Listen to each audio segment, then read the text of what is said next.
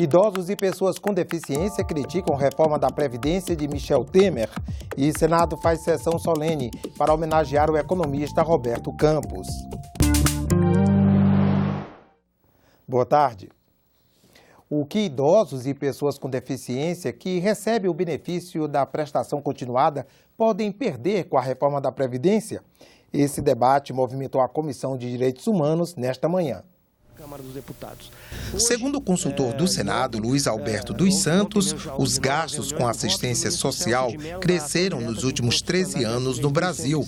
Idosos desassistidos e pessoas com deficiência contam com o benefício da prestação continuada, o BPC, equivalente hoje ao valor de um salário mínimo. A reforma da Previdência quer restringir esses direitos, como a elevação de 67 para 70 anos, a idade mínima para receber o benefício. PEC 287, primeiro, tem como efeito imediato impedir a concessão dos benefícios a milhares ou até milhões de pessoas com deficiências e idosos, dificultar o acesso a esses benefícios como uma alternativa de sustentação, uma alternativa de renda para quem não puder se aposentar pelas novas regras. A gente pode ter do dia para a noite pessoas desacolhidas, pessoas idosas desacolhidas, voltando literalmente a viver nas ruas. Nós estamos diante da maior ameaça da nossa história de luta.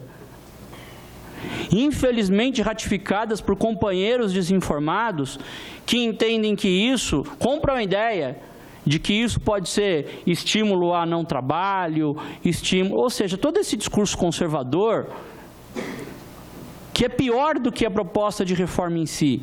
A pesquisadora do Instituto de Pesquisas Econômicas Aplicadas, Luciana Jacu, considerou que no campo, em quase 50% das famílias, o BPC é a única fonte de renda.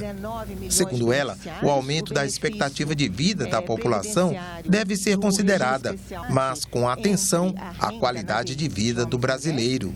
E não há dúvida de que a redução desse valor provocará uma ampliação da precariedade socioeconômica das pessoas com deficiência e de suas famílias, um aumento da pobreza entre esse público e a ampliação da sua vulnerabilidade. Os debatedores aproveitaram para criticar novo procedimento adotado pelos peritos na análise para a concessão do BPC, ao priorizar o aspecto médico da deficiência em vez do aspecto funcional. Essa categoria de profissionais dos peritos médicos, eles estão lutando para o antigo modelo, ou seja, o olhar só médico, o olhar biológico da deficiência, e não toda a questão da funcionalidade, das barreiras existentes. A nossa posição continua sendo firme e dizendo não à reforma da Previdência e não à reforma trabalhista. O certo seria recuar, retirar essa proposta e nós começar um novo debate sobre patamares mais equilibrados. Uma sessão solene do Senado Federal na manhã desta segunda-feira marcou o centenário de nascimento do senador, deputado e embaixador Roberto Campos. Parlamentares, diplomatas e amigos participaram da sessão e lembraram de sua atuação como economista, diplomata, ministro e parlamentar. Com talento, dinamismo, cultura e, claro, um refinado senso de humor, ele desempenhou os papéis de testemunha ocular e de protagonista da história do nosso país durante a segunda metade do século XX. De fato, quando voltamos nossa atenção para aquele período, percebemos que é muito difícil apontar um só setor que não tenha se beneficiado de suas contribuições à edificação de um Brasil moderno. Esse homem teve um destino traçado em função da sua competência e da sua honestidade de propósitos, honestidade de convicção, uma vida honrada das suas ideias, dos seus costumes, na sua praxis política, diplomática, enfim, do serviço público. O momento que vivemos no Brasil pede mudanças e grandes reformas. Precisamos de reformas amplas e eficazes na Previdência, trabalhista, política e tributária, entre tantas outras. E aí me vem à cabeça outra máxima de Roberto Campos, de que o mundo não será salvo por caridosos, mas pelos eficientes. E mais, continuamos longe demais da riqueza atingível e perto demais da pobreza corrigível. E você vai conhecer um pouco mais o homenageado na sessão desta manhã, na reportagem especial de Dinalva Ferreira. A burrice no Brasil tem um passado glorioso e um futuro promissor. A diplomacia é como filme pornográfico. É melhor participar do que assistir. O pensamento expresso em frases quase sempre irônicas e de um humor ácido era uma marca. Quando cheguei ao Congresso, queria fazer o bem. Hoje, acho que o que dá para fazer é evitar o mal. O ex-seminarista, que virou diplomata, economista e político, era controverso. O sistema de seguridade social brasileiro tem que ser jogado no lixo. Para uns, um entreguista a serviço do capital estrangeiro. Daí o apelido Bob Fields.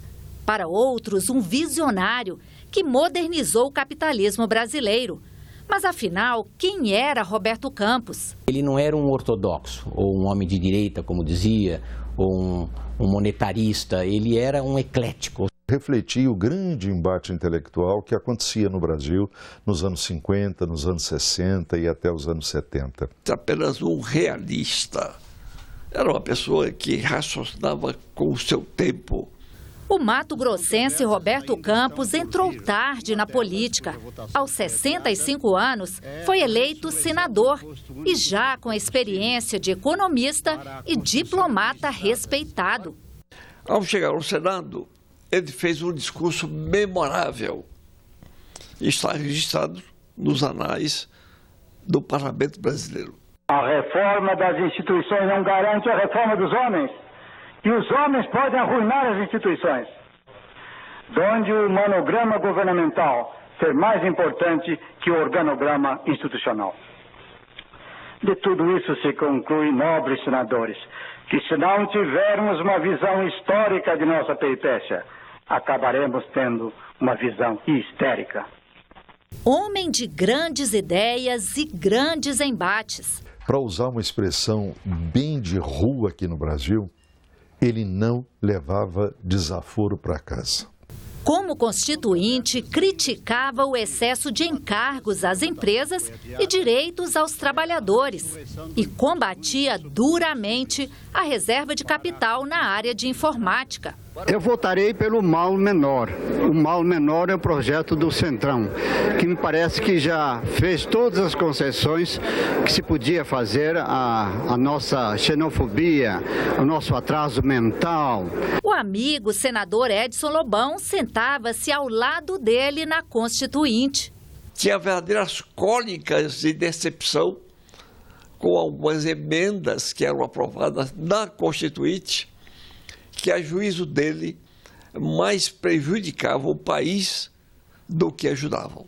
Votou contra as eleições diretas para presidente e a favor de Paulo Maluf no colégio eleitoral. Apoiou Collor, mas foi o primeiro a votar pelo impeachment do ex-presidente, mesmo em cadeira de rodas. Como vota o deputado Roberto Campos? Sim, per parecer.